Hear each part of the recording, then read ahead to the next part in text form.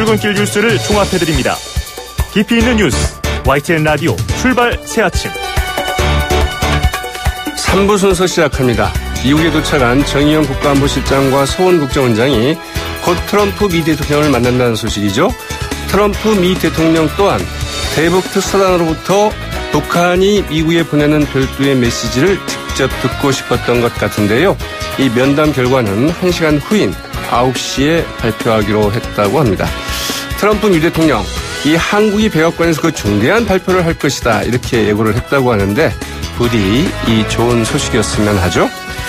YTN 라디오 출발 새 아침 3부 먼저 광고 듣고 시작하겠습니다.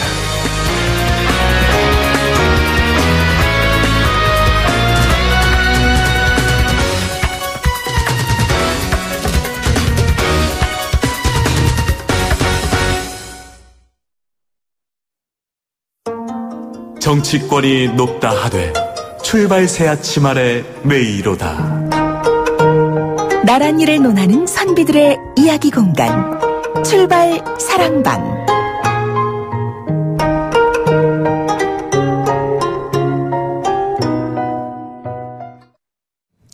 한 주간의 정치권을 정리해보는 시간이죠. 출발 사랑방. 매주 금요일 함께하는 분들입니다. 경기대학의 김홍국 겸임교수 그리고 미래전략개발연구소 김우석 부소장 이 스튜디오에 나와 계시는데요. 안녕하십니까? 네, 안녕하세요. 네. 자, 이 정치권을 바라보면서 떠오른 한 생각을 한 편의 시로 지어내는 시간이죠. 네, 일주일 내내 이 시간만 기다렸습니다. 부담됩니다. 네, 먼저 김홍국 교수님부터 들어볼까요? 네, 패럴림픽 이제 평창에서 개막하고 오늘 있죠. 그래서 네. 이제 그런 지난 올림픽에서 이번 패럴림픽까지 성공을 바라면서 전반적인 상황을 한번 담아봤습니다. 아, 네. 한반도 평화 축원과 김홍국. 평창발 오륜정신 한민족을 일으켰네. 한반도기 공동입장 단일팀도 불꽃 경기. 아이야 함께 나가자 민족평화 통일한국. 지극정성 중재외교 전쟁위기 막아내네. 김정은 북핵 도발 트럼프 코피작전. 다 함께 평화 외치며 외교협력 새 장열세. 온 사회 미투 열풍 구태를 청산하세. 국정농단 국기문란 철저한 적폐청산. 정치권 참회에 나서라 민주인권 지켜내세. 패럴림픽 평창정신 발언하라 남북대화. 4월 춘풍 정상회담 평화 향한 꽃길 열세. 어저버 태평연호라 한반도를 축복하세. 네. 자, 오늘 패럴림픽 이제 시작되는데요. 오늘 주제가 혹시 제목이 뭔가 아시는지요? 제가 깜빡 잊었습니다. 죄송합니다. 지난번에 썼었는데. Here as one입니다. 평창 바로 여기에서 하나가 되자 이런 이야기죠. 하나된 열정에서는 연결되는. 맞습니다. 그래서 네. 이제 함께 나가는 거죠. 네. 네. 자, 우리 김우석 부소장님. 네. 순서죠? 네네. 미투 응원가. 위두유 응원하며 펜스룰 웬 말이냐. 본능을 핑계 삼아 여성 탓하는구나. 권력층 아전인수에 여성 눈물 넘치네. 아, 역시 짧고 감명하군요.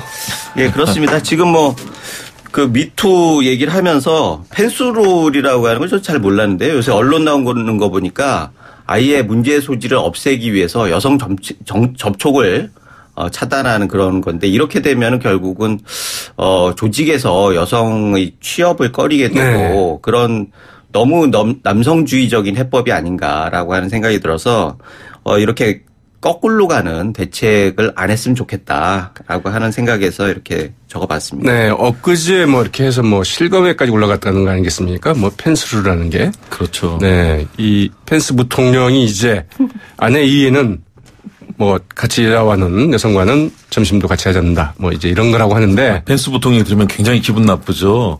근데 본인은 그런 정말 남과 여 함께 살아가야 될 정말 소중한 존재 아니겠습니까? 그러게요. 서로를 탄압하고 또 서로를 악용하고 또 이렇게 성적으로 짓밟는 그동안의 잘못된 행태 정치권으로도 계속 번지고 있는데 정말 제대로 이번에 좀 청산하고 함께 살아가는 정말 양성이 함께 나가는 그런 세상이 좀 됐으면 하는 그런 바람일 것 같습니다. 이게 펜스 룰이라고 하면 국제적인 분쟁이 될 수도 있어서 사실 홍준표 룰 정도로 하면 어떨까라는 생각이 듭니다. 악수도 하지 않는 거로요? 네, 그렇군요. 네, 그러나 이제 정말 사실은 이게 굉장한 그 남성주의적인 그 반론입니다. 만약 직장에 여성분들이 다 상사로 계신다. 그런데 어떻게 그 보지도 않고 만나지도 않고 이야기하지도 않고 지내겠어요? 그러니까 이것은 결국은 남성주의의 아주 극단적인 어떻게 보면 배타적인 표현이다, 반로다 이렇게 보여지죠. 그런 단어를 아예 사용하지 않음으로써 완전히 사라지게 만들 필요가 있다고 봅니다. 서로를 존중하는 문화 정말 필요할 것 같습니다. 네. 자, 이제 그 본론으로 들어가서요. 먼저 우리 대북 특사단 이야기부터 좀 해봐야 되겠죠. 이 대북 특사단의 그 방북 이전과 이후 또 이 평창 동계올림픽 개막 이전과 이후 뭐 속단할 수는 없겠습니다만 그 남북 관계 좀 많이 변하고 있는 게 아닌가 싶은데 이 두 분 어떻게 좀 보고 계시는지요? 먼저 김홍국 교수님부터 말씀하실까요? 네, 남북 관계는 항상 신중하고 또 경계해야 되는 그런 특성이 있지만 그럼에도 불구하고 지금은 엄청난 변화의 기점, 모멘텀에 들어서 있다라고 평가가 됩니다. 그동안 김정은 북한 위원장이 사실은 신년사를 할 때 당시만 해도 사실은 저희가 반신반의했지 않습니까? 네. 그런데 이번 특사단의 방북 그리고 이번에 특사단이 다시 미국까지 찾는 과정을 살펴보고 그 와중에 나왔던 김정은 위원장과 북한 측의 태도를 본다면 이미 사실은 신년사 이전에 이런 로드맵은 나름대로 준비되어 있었다. 이 북한의 어려움 속에서 국제사회로 나갈 수밖에 없는 그런 상황들에 대해서 그 정의용 특사가 그런 얘기를 했지 않습니까? 북한에서 김정은 위원장이 대화의 상대로서 진지한 대우를 받고 싶다. 국제사회에서 정말 정상국가로 대접을 받고 싶다. 그리고 북한이 그동안에 고립되고 폐쇄된 상태에서 바꾸겠다는 그런 최고 지도자의 의지가 있지 않습니까? 네. 북한에서는 김정은 위원장이라고 하는 소위 말하는 최고 존엄의 이 말은 굉장히 중요한 국가의 사실은 그 지도 방향이 되지 않겠습니까? 그런 측면에서 지금 남북 관계가 정상들 간의 한 라인을 만들고 4월 정상회담까지 그리고 그 이후에 로드맵까지 만들어내고 있고요. 또 비핵화 관련해서도 미국과 굉장히 진전된 상황을 만들어내고 있다. 다시 말해서 불과 한 달 전까지만 해도 상상도 할 수 없었던 빠른 속도로 지금 전개가 되고 있기 때문에 저희가 신중하지만 그러나 한반도 평화를 위해서는 정말 단호한 태도로 이 흐름을 잘 만들어가야 될 것 같습니다. 네. 남북관계 크게 변하고 있고 또 한반도 평화의 어떤 전기가 마련되는 것 아니냐 이제 이렇게 보고 계시는데요. 자, 김웅석 부소장님은 좀 어떻게 보고 계시는지. 북이 애초부터 가지고 있던 로드맵이라고 하셨는데 그건 맞을 것 같습니다. 왜 그러냐면 지금 압박이 너무 심해가지고 견딜 수 없는 상황 아니겠습니까? 그렇다고 하면은 뭔가 탈출구가 있어야 하는데 명분을 잡고 싶었겠죠. 그런데 우리가 그때 손을 뻗쳐줬기 때문에 그 손을 잡은 격이 됐는데 결과적으로 이 상황이 지금 아직까지는 그래도 북에서 김정은을 만난 사람들의 전원만 있을 뿐이에요. 네.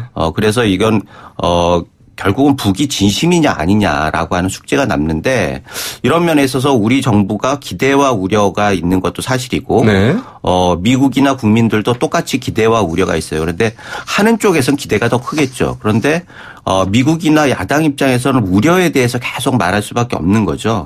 그래서 기대라고 하면은 역시 북핵 폐기, 평화 정착 이런 부분들의 기대를 가지고 있을 텐데 우려라고 하면은 북의 기만 전술에 또 속는 거 아니냐 이런 얘기도 있을 수 있고 결국 북핵을 기정사실화하는 시간 벌기용 아니냐 이런 얘기가 있는데 결국은 조금 있으면 또 한 발 진척된 상황이 나올 것 같아요. 그런 면에서 이 부분에 대해서는 우리가 속단하기보다는 정말 잘 감시하면서 상황을 예의주시해야 한다. 그리고 상황 변화에 따라서 우리가 정말 능동적이고 적극적으로 좀 대책을 만들어 나가는 그런 게 지혜가 필요하지 않나라는 생각이 듭니다. 자, 지금 앞서 이제 저도 잠깐 소개를 해드렸는데 이 9시 이제 백악관에서 지금 그 정의용 국가안보실장하고 소원 국정원장이 이제 미국에 가자마자 트럼프 미 대통령을 만났어요. 뭐 물론 이제 그 전에 그 맥메스터 국가안보 보좌관을 만나긴 했지만 트럼프 미 대통령도 상당히 좀 기다렸던 것 같고 바로 한국에서 굉장히 중대한 발표를 할 것이다 이렇게 이야기를 했다고 그러는데 어떤 좀 내용이 될까 싶어요? 김우성 소장님부터 말씀을 하실까요?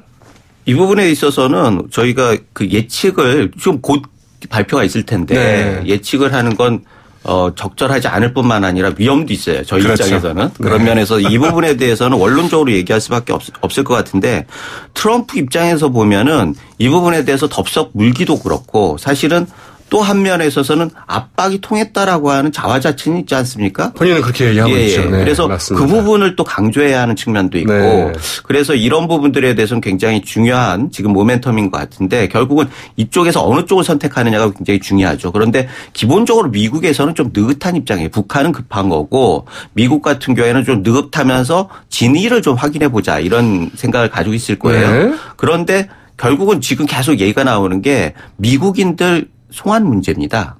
네. 지금 그렇죠. 그 잡혀 있는 미국인들. 네. 지금 세 명이 좀 남아 있죠. 그래서 이게 굉장히 우리가 그 서브로 얘기를 하지만 굉장히 미국민의 입장에서는 중요한 문제죠. 네. 처음에 북한에 대해서 압박을 하는 첫 번째 원인이 원비어 사건 아니었습니까? 그렇죠.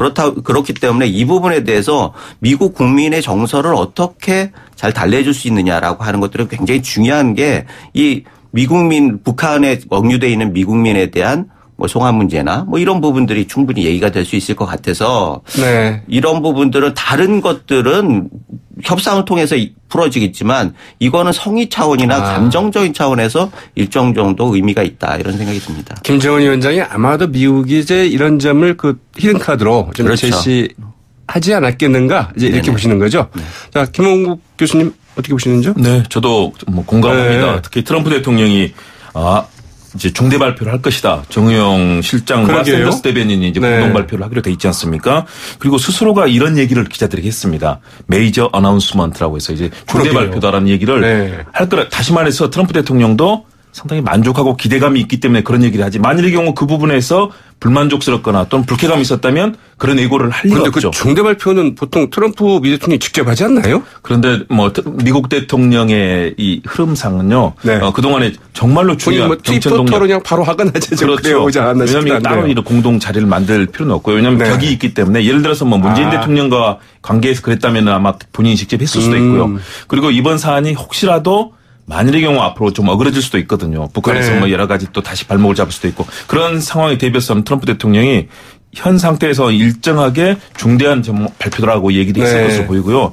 저는 그동안 북한 측이 썼던 여러 가지 카드를 본다면 인질 석방, 미국인 인질 석방은 될 거라고 봅니다. 과거에 클린턴 전 대통령이 북한을 방문해서 인질을 구해갔고 다시 말해서 북한 측이 미국의 명분을 세워줄 때는 그런 카드를 활용을 했었거든요. 그런데 지금 비핵화라는 또 하나의 상황이 있기 때문에 역시 아무래도 ICBM 개발 중단 그리고 점진적인 이 폐기 문제까지 저는 충분히 얘기를 했을 거다. 그렇기 때문에 이런 전향적인 방안에 대해서 정용 특사가 이미 우리 국내에서 예고를 하지 않았습니까? 그런 측면에서는 그 구체적인 내용은 얘기하지 않았지만 그런 강도에 대해서는 상당히 높았다고 보여집니다. 그렇기 때문에 저는 트럼프 대통령과의 면담 그리고 맥메스터 보좌관과의 면담을 통해서 우리 측이 가져온 카드가 미국 측도 상당히 나설 수 있는 명분을 제공했다. 그렇다면 기본적으로 최소한 대화의 시작은 이루어질 가능성이 크다. 북미 간의 대화의 시작의 물꼬가 터질 가능성이 높다고 봅니다. 네, 이제 그 민주평화당의 그 정동영 의원과 이제 저희가 이제 앞서 이제 인터뷰를 바로 오늘 했는데요.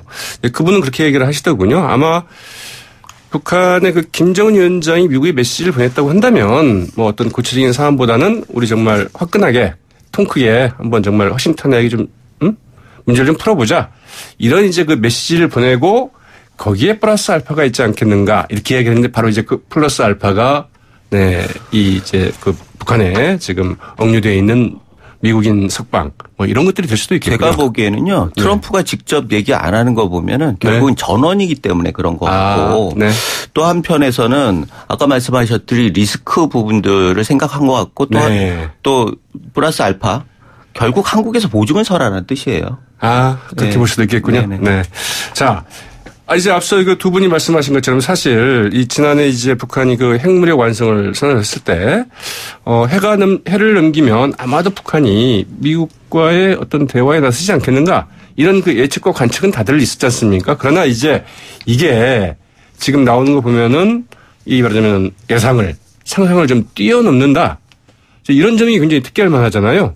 그래서 특히 특히 이제 그 김정은 그 위원장이 우리 그 특사단한테 그 제시하는 그 안건들을 보면은 굉장히 좀 파격적이다 이제 이런 평가들이 나오고 있는데 왜 이렇게 좀 전향적인 입장으로 바뀌었을까? 이제 이게 좀 궁금증을 좀 자아나고 있는데 우리 그 김홍국 교수님 좀 어떻게 보고 계시는지요? 네, 특사단의 전한 내용뿐만 아니라 특사단을 맞이하는 김정은 위원장의 모습 자체도 굉장히 파격적이었거든요. 직접 네. 문 밖에 나가서 대기하고 그동안은 사회주의권 특히 북한에서는 소위 말해서 푸어스트레이디 그 영부인이라고 하죠. 최고 네. 지도자의 부인이 공개 석상에 나타나는 일은 지금까지 없었습니다. 그런데 그렇죠. 처음으로 이슬주가 그런 자리에 특히 남측의 특사단을 맡는 자리에 나왔다든가 또 거기에 정말 다양한 음식부터 다양한 측면의 흐름들을 본다면 네. 정말 파격적인 흐름을 가졌다. 저는 거기에는 일단 첫 번째는 역시 국제사회의 제재와 압박들이 일단은 북한을 상당히 어렵게 만들었다. 더군다나 중국까지 네. 가세하면서 북한에 대한 경제 제재가 이루어졌고요. 그런 측면에서는 북한의 이 주민들을 돌봐야 되는 지도자 입장은 상당히 어려움이 있었기 때문에 그 부분은 이제 나갈 수밖에 없는 흐름이다. 그리고 일단은 안보 측면에서 핵무력의 일정한 완성 단계에 이르렀기 때문에 네. 그 부분에 대한 부담이 덜어졌다고 보고요. 네. 또 하나는 역시 문재인 대통령의 진심 어린 중재 외교가 성과를 저는 발휘했다고 봅니다. 네. 왜냐하면 북한이 우리 평창올림픽을 이게 방문하는 과정부터 그리고 그 이후에 특사단을 맞이해서 김여정 부부장이라든가 네. 이런 북측의 특사단에 대해서 진심으로 다해서 환대를 했고요. 반면에 미국 측은 뭐 펜스 부통령이 홀대를 하고 아예 얼굴도 보지 않고 이런 상황이 이루어졌지 않습니까? 네. 역시 그래도 동포인 민족인 남측에서 그리고 또 문재인 대통령이 정성을 다해서 설득했던 저는 중재 외교도 역시 중요한 남측의 진심을 확인하고 역할을 해주겠다라는 그런 판단을 하게 네. 만들었을 가능성이 크다. 네. 그런 측면에서 다양한 그런 흐름들이 작용을 한 것으로 판단을 합니다. 네. 자, 김우석 부소장님 이제 앞서도 이제 얘기를 하셨습니다만 이 북한이 어떻든 좀 미리 이미 그 이전부터 예고됐던 바이기도 하지만 그러나 태도가 상당히 좀 생각 이상이다. 뭐 이제 이런 지점에 대해서 어떻게 생각하십니까? 일단은 뭐 북한에서 직접 변화하는 모습은 아직 없어요. 네. 북한의 언론에서도 북은 포기할 수 없다, 핵은 포기할 수 없다라고 얘기하고 있고 우리가 알고 있는 거는 특사단이 전원하는 내용일 뿐이거든요. 그래서 네. 이게 진짜 전향적으로 입장을 바꾼 거냐 아니면 이중 플레이냐라고 하는 논란들이 계속 있는 게 사실입니다. 그것도 선대유운이라고 하는 얘기도 특사단에서 얘기한 선대유운 발언도 사실 2005년 세 번째인가 그렇지 않습니까? 네. 그리고 뭐 지금 북한에서 가지고 있는 공식적인 헌법이나 이런 것들에 대해서 핵 가지고 명확한 입장을 가지고 있단 말이죠. 그런 것들이 바뀌지 않았어요. 그래서 우리가 네. 속단하기는 좀 이르지만 어찌됐든 이 분위기를 계속 끌고 가나가지고 결국은 우리의 목표를 달성하는 게 중요하기 때문에 일단은 그런 부분들을 긍정적으로 해석하는 건 의미가 있다고 생각을 합니다. 네. 그런 면에서 어찌됐든 이걸 속지를 않고 어떻게 정말 우리가 목표하는 핵 폐기까지 끌고 나갈 수 있느냐라고 하는 건 정말 지혜와 전략이 필요한 거예요. 그런 면에서 지금은 너무 혹하지도 말고 또 그렇다고 해가지고 너무 무시하지도 말고 정말 외교적인 그런 네. 정말 치밀한 전략이 필요하다. 그리고 플러스 미국과의 관계도 굉장히 중요합니다. 지금 네. 한미 군사훈련에 대해서도 여러 가지 다른 해석들이 나오는데 지금 같은 경우에는 결국은 미국이 가지고 있는 힘 때문에 북한이 일정 정도 양보를 하는 거 아니겠습니까? 네. 그런 면에 있어서 우리는 결국은 미국하고의 관계가 북핵 문제 해결에 있어서 네. 결정적인 그런 영향이 있기 때문에 미국하고의 관계도 굉장히 공을 들여야 한다. 그런 면에서 지금 정의용 실장을 바로 미국에 보내서 트럼프를 만나게 하는 이런 것들은 상당히 의미가 있다 이렇게 생각합니다. 네. 좀 더 신중하게 좀 북한의 태도가 과연 무엇인지 좀 의도가 무엇인지 좀 지켜봐야 된다. 이제 이렇게 좀 정리를 할 수 있겠군요. 자, 이제 그 시간이 많지는 않은데요. 제가 간략하게 한마디씩 좀 정리를 하는 거로 이제 오늘 시간을 사랑방을 좀 마감을 했으면 하는데요. 네. 이 안희정 전 총장지사 어떻게 이제 이런 일이 있을 수 있을까? 정말 그 정치권을 이 충격으로 몰아넣었는데요. 이 앞서 이제 우리 김우석 부소장님 시로 간략하게 정리를 했습니다만 간단하게 좀 짚고 정리를 해볼까요? 지금 안희정, 정봉주 사실 굉장히 인기 있는 진보 진영의 스타들이에요. 네. 그런 면에서 굉장히 충격이 있던 것도 사실이고 안희정 지사 같은 경우에는 전 지사죠.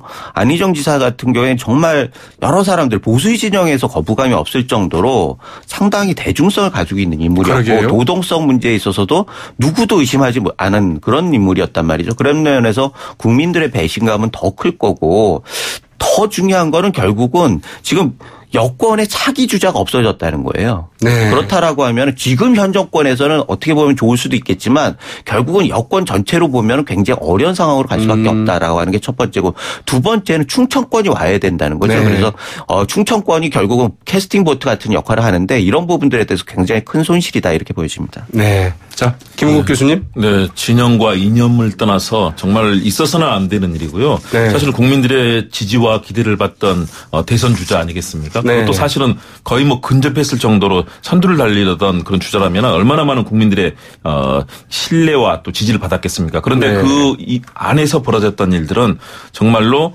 민주주의와 인권을 지향했던 정치인으로 보기에는 정말 너무나 참혹한 일이 벌어진 것 아니겠습니까? 정말 우리 권력 자체가 가불관계 또 우월한 권력적 지위를 이용해서 상대를 배타시하거나 또는 이용하는 이런 행태 이제는 사라져야 될 과거의 관행. 과거 뭐 일본이 네. 위안부 사건에 드러나듯이 여성을 성적 도구로 보고 그랬던 문화가 아직까지도 잔존하고 있는 것 아닌가. 정말로 이제는 바꿔야 된다. 양성이 함께 가고 함께 나누는 그런 세상을 위해서 네. 제대로 정치권이 반성하고 또 국민들께서도 그런 운동에 힘을 실어주실 때가 아닌가 생각이 듭니다. 참 충격적이지만 사실은 좀 드러나야 될 부분들이 드러나고 있다고 봐야 되겠죠. 그렇죠. 네.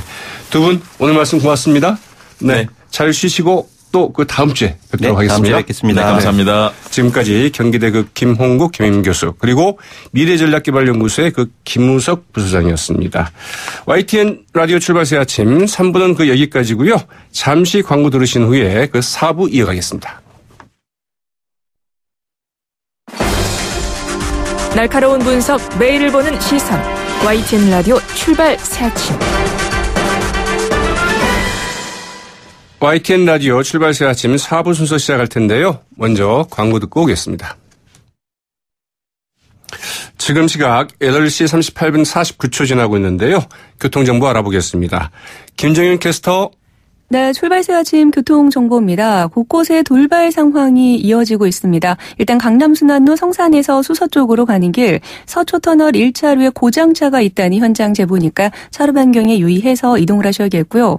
마포대로가 마포대교 북단에서 공덕 오거리 쪽으로 가는 길 마포대교 북단을 조금 지난 지점 1차로에서는 버스 관련 추돌 사고 처리 중에 있습니다. 그렇다 보니까 뒤쪽으로 마포대교 북단 이전부터 사고 지점까지 시속 20km 미만으로 정체가 심한 상황 이고요. 도심에서는 사직로 경복궁 사거리에서 광화문 삼거리 쪽으로 가는데 광화문 삼거리 부근 3차로에는 고장차가 서 있습니다. 이 구간 지나실 때도 차로 변경에 유의하시기 바랍니다. 이 밖에 성산로는 연희나들목에서 이대 후문 쪽으로 교통량이 많아서 밀리고 있고 통일로도 홍은에서 무학지역 쪽으로 가는 길 시속 30km 안팎으로 더디게 이동을 합니다.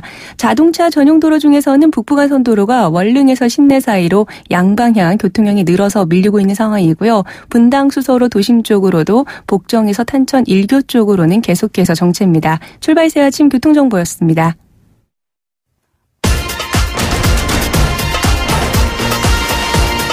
여러분이 지금 듣고 계신 주파수는 FM 94.5MHz입니다. YTN 뉴스 FM.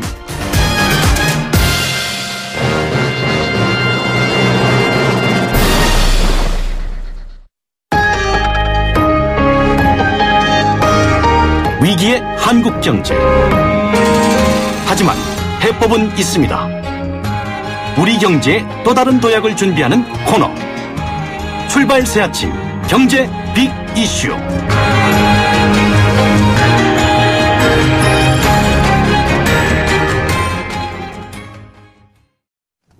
경제 현안을 짚어보는 시간이죠. 오늘도 이필상 서울대 교수 이 스튜디오에 나와 계십니다.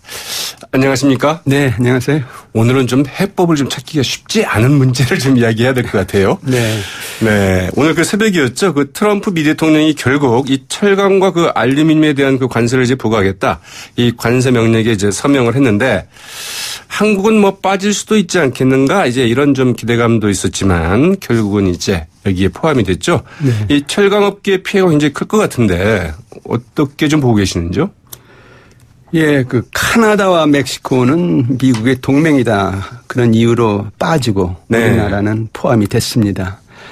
사실 우리나라는 안보에 관한 한 아주 극도로 불안한 미국의 동맹국 아닙니까? 그렇죠. 또 그 우리나라 철강 문제의 미국 시장 점유율을 보면은 3.5%밖에 안 됩니다. 그러게요. 예, 그런데 이제 카나다, 멕시코는 빼주고 우리는 포함시켰다. 어떻게 보면은 미국이 지나치다 이렇게 생각이 드는데요.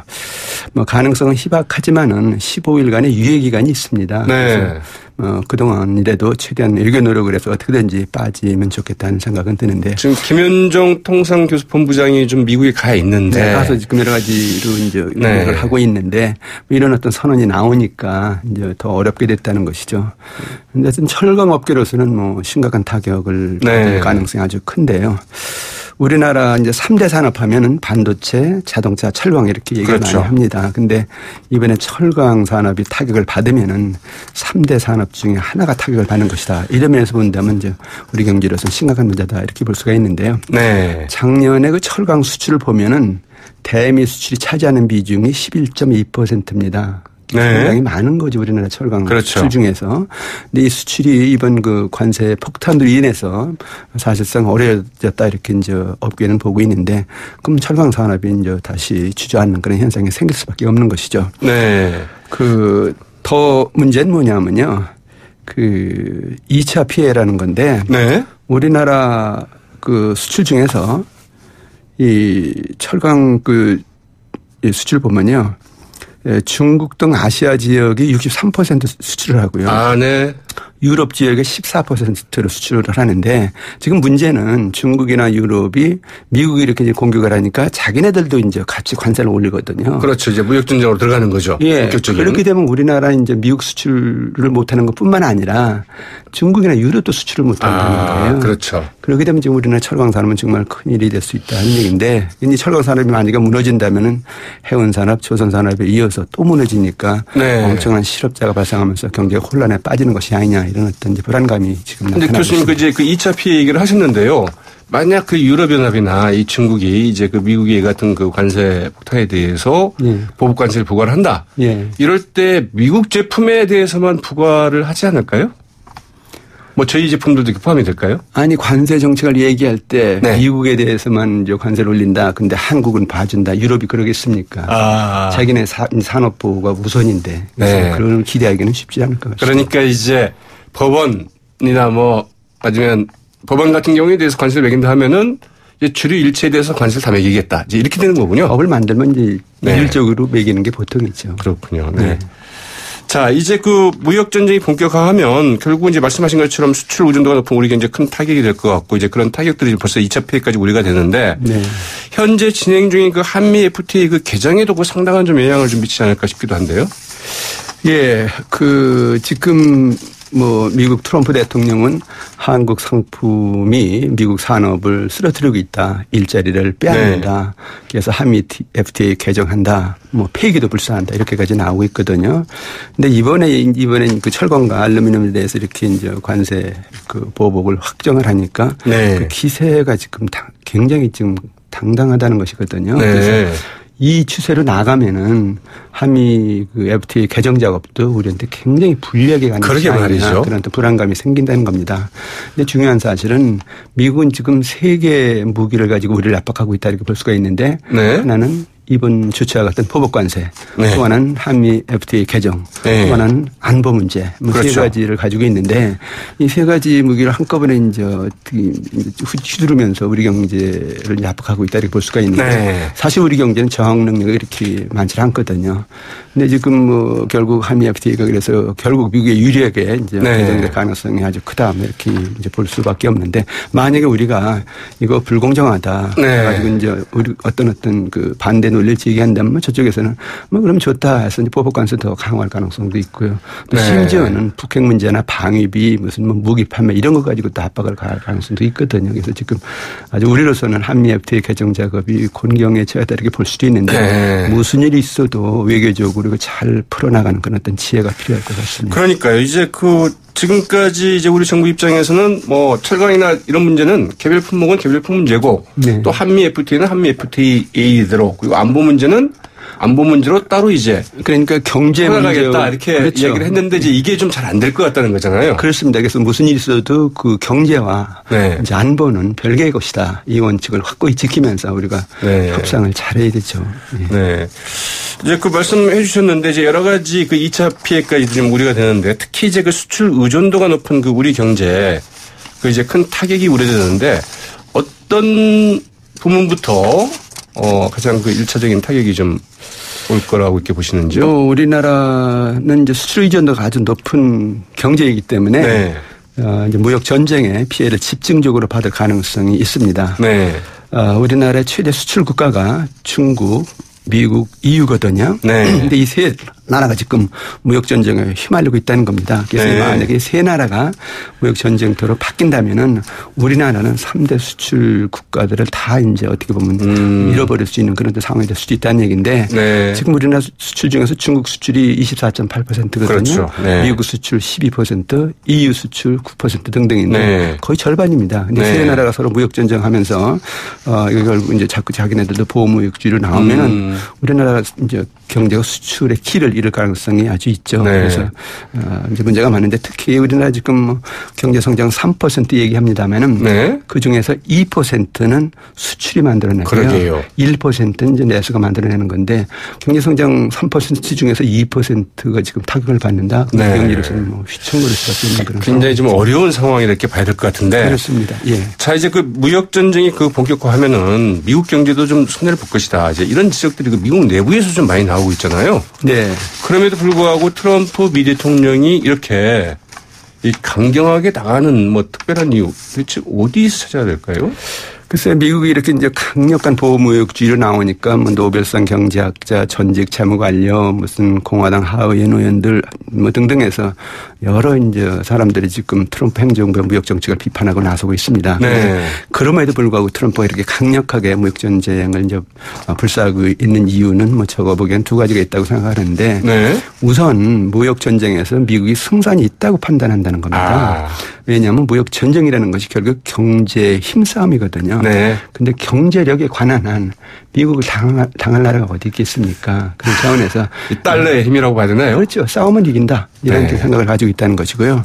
또 하나는 이제 뭐 결국 트럼프의 정치적인 그 목적인데. 중간선거 뭐 등등을 이제 겨냥한 이런 부분이라고 봐야 되겠죠. 트럼프는 미국 우선주의 이걸 이제 자기 선거 공약으로 내서 또 신조로 생각하고 있거든요. 그래서 이번에 이제 보호무역을 강력하게 밀어붙여서 이제 자기 정치적 기반을 좀 확고해야겠다. 그래서 11월에 있는 중간선거에서 이제 승리를 이끌겠다. 그런 어떤 의도가 있는 것이 아닌가 이런 해석들을 많이 합니다.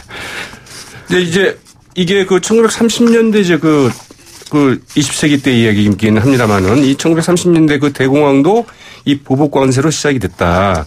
이 세계 경제 그 대공황이 재현될 수 있다는 이제 우려도 일각에서 좀 나오고 있는 것 같은데요. 그 미국의 유명한 그 노벨 경제학상을 받은 로버트 슐러라는 이제 학자가 그걸 이제 강력히 제시를 했습니다. 근데 사실 그 세계 경제를 1930년대 공멸의 재앙으로 밀어놓은 그런 대공황이 바로 무역 전쟁 때문에 일어났다. 뭐 이렇게 볼 수가 있는데요. 이번에 그 트럼프발 무역 전쟁이 그런 대공황을 다시 불러올 수 있다. 이것이 이제 그 사람의 지적입니다. 사실 그 무역 전쟁이 아직 일부 품목에서 나타나는 초기 단계이기 때문에 대공황이 나타날 거다 이렇게 이제 아직 단정하는 것은 뭐 무리라고 생각은 드는데요. 정말 세계 각국이 미국이 이렇게 나오니까 우리도 그렇게 나올 수밖에 없다 해서 자제력을 잃고 충돌을 계속한다면은 뭐 1930년대 같은 대공황의 가능성을 배제할 수는 없습니다. 그때 상황을 잠깐 보면요. 1920년대는 그 미국 경제는 최대 호황기였습니다. 근데 갑자기 1929년 10월에 뉴욕 증시가 폭락하면서 경제가 불안해졌는데 그때 문제는 이 경제 불안을 극복하는 방법으로 미국이 보호무역 정책을 폈다는 겁니다. 그래서 1930년에 스무트 홀리법이라는 법안을 만들어서 관세율을 평균 25%에서 59%로 올립니다. 이렇게 되니까 다른 영국 등 다른 나라들도 그럼 우리도 어쩔 수 없이 관세 올릴 수밖에 없다 해서 전 세계가 무역 전쟁이 됐는데 그로부터 1929년부터 34년까지 세계 경제 교역량이 66%나 줄었습니다. 그래서 세계 경제가 결국 불황에 빠지면서 대공황이 일어났다는 얘기인데 이번에 이런 가능성을 배제할 수는 없는데 각국이 물론 이것만큼은 막아야 되겠죠. 자, 어쨌든 이제 이런 상황에서 그나마 우리 경제를 좀 지키자고 한다면 이 경제 좀 기초 체력 이걸 좀 키워야 될 것 같은데요. 네. 근데 이게 하루아침에 키워지는 건 아니잖아요. 그 산업이라는 것은 계속해서 변화해서 발전하는 것이기 때문에 미래 산업을 선점하는 것이 굉장히 중요합니다. 네. 그래서 우리나라로서는 4차 산업혁명을 빨리 선도하자. 그래서 신산업의 승부를 걸자. 이렇게 나온다면은 우리나라도 승산이 있다 이런 생각이 드는데 이 4차 산업혁명은 1차나 2차나 3차보다는 차원이 다릅니다. 4차 산업혁명은 사람의 두뇌를 바꾸는 혁명이기 때문에 산업 발전의 개념이 다르다는 겁니다. 네. 그래서 앞으로 자율주행차, 3D 프린터, 사물 인터넷, 빅데이터, 드론 수많은 어떤 이제 이 산업들이 지금 나오고 있는데 이 산업을 우리가 먼저 한번 선점하자. 아주 강력한 어떤 그런 그 노력을 해서 미래 산업을 이제 먼저 우리가 선점을 한다면은 앞으로 뭐의 전쟁이 돼도 우리는 이제 승리가 될 수 있다 그런 얘기죠. 그래서 산업 발전에 특별한 노력을 더 기울여야 되겠다 그런 생각이 듭니다. 미래에 집중적으로 좀 투자할 때다 이런 이야기이시군요. 네. 오늘 말씀 고맙습니다. 네, 감사합니다. 지금까지 이필상 서울대 교수였습니다.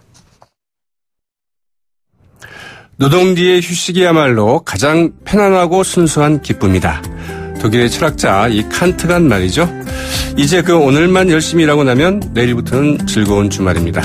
조금만 더 힘내셔서 오늘 하루 잘 마무리하셨으면 좋겠습니다. 지금까지 백병규였습니다. 저는 월요일 아침 7시 15분 다시 찾아뵙겠습니다. 함께해 주신 여러분 고맙습니다.